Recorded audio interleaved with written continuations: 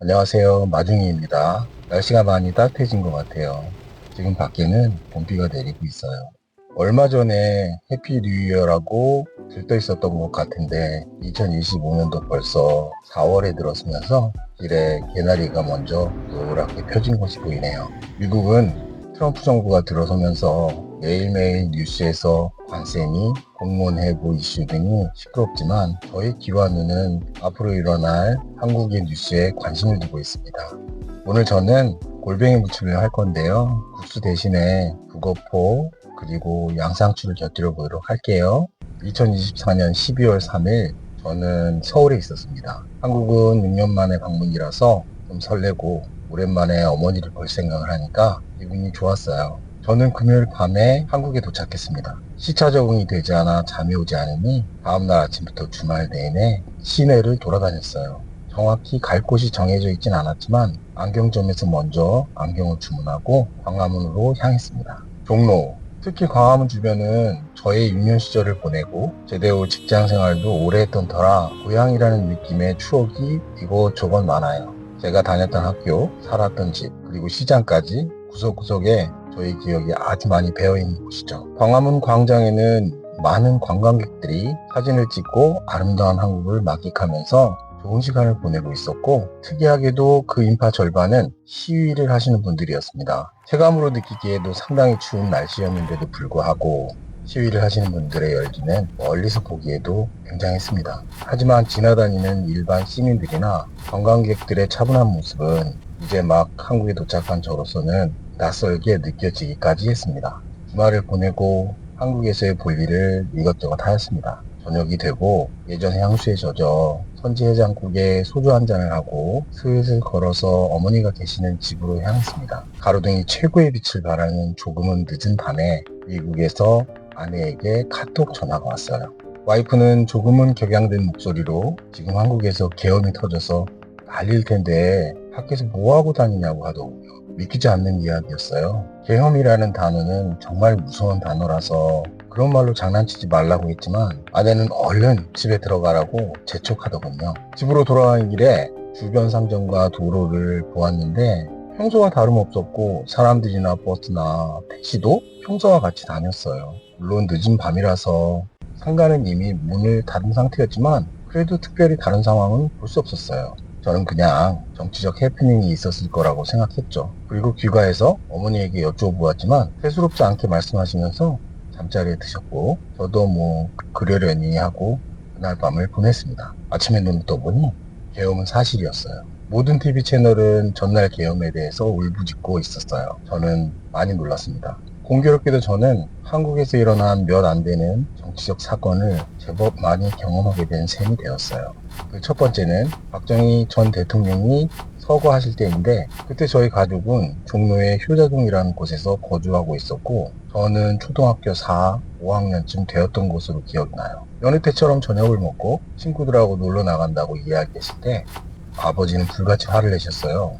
영문을 알 리가 없었죠. 흑백TV에서는 계속 이상한 방송만 나오고 만화 같은 프로그램은 아예 보여주지도 않았어요. 학교 가는 길에 수많은 경찰과 군인들을 볼 수 있었고 어른들은 큰 길을 피해 뒷길로 다니셨던 걸로 기억하고 있어요. 그 후 고등학교 시절 6.29 선언을 겪었는데 그때는 버스를 타고 남대문을 지나서 귀가를 해야 하는 상황이었어요.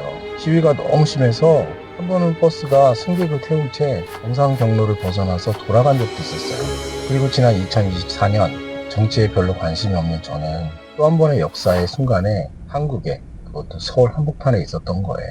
며칠 지나고 저는 주문해 놓은 안경을 찾으러 갔었는데 안경점 주인분이 이렇게 말씀하시더군요. 멀리서 오셨는데 이런 상황이 돼서 좀 그렇네요. 아마도 처음 안경을 할 때 미국에서 와서 일주일밖에 시간이 없다고 말했었는데 그걸 기억하고 말씀하시는 듯 했어요.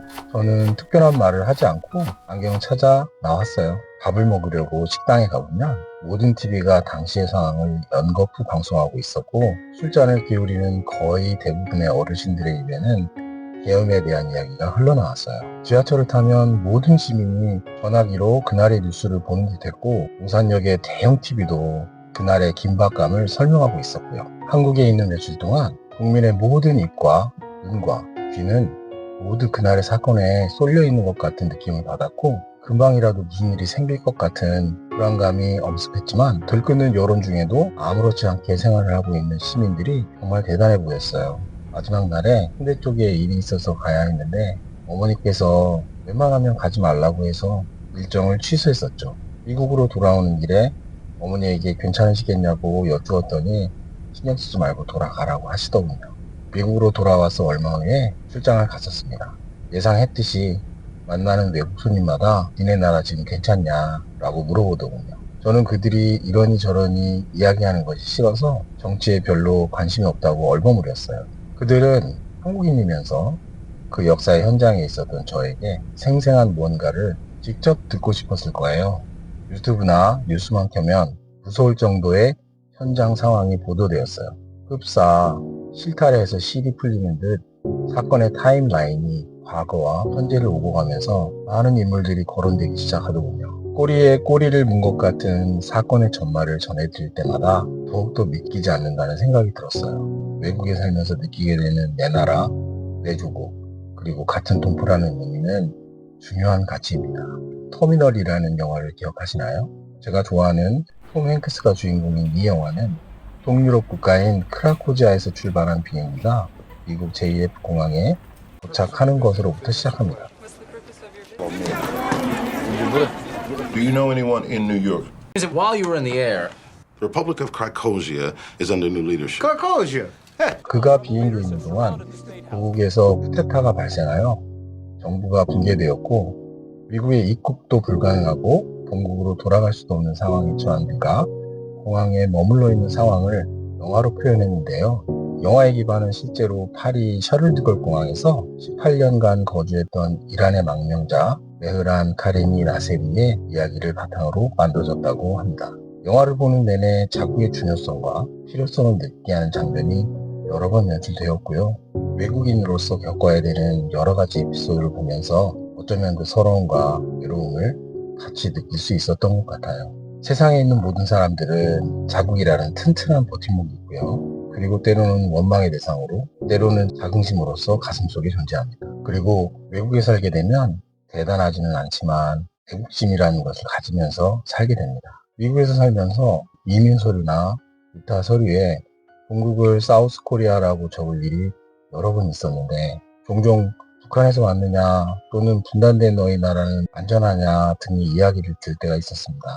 처음에 이런 질문들이 조금은 불편하게 느껴져서 다소 날카롭게 대답을 한 때가 있었는데 지금은 뭐 그러려니 하면서 넘어갑니다. 2025년 현재 그래도 우리나라가 여러 형태로 많이 알려져 있어서 미국인들 뿐만 아니라 다른 나라 사람들도 코리아라는 이름을 알지만 이민 초기에는 한국의 존재조차를 모르는 사람들도 꽤 많았습니다. 그래도 당당하게 한국이란 나라가 있고 우리나라는 이런저런 것으로 유명하고 훌륭한 사람들도 많이 있다고 얘기해 주었어요. 요즘은 라디오만 돌리면 로제라는 가수의 아파트라는 노래를 아침 저녁으로 들을 수 있고 우리나라의 드라마를 본다면서 안녕하세요 라고 인사를 청해오는 외국인도 제법 볼 수 있습니다.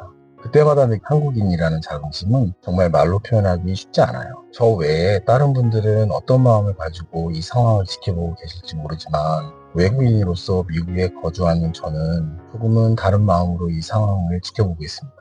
지난 19년 동안 한국에는 정치적으로 사회적으로 정말 많은 일들이 있었던 것으로 기억되고 그때마다 슬기롭게 해결이 되었었다고 생각이 돼요.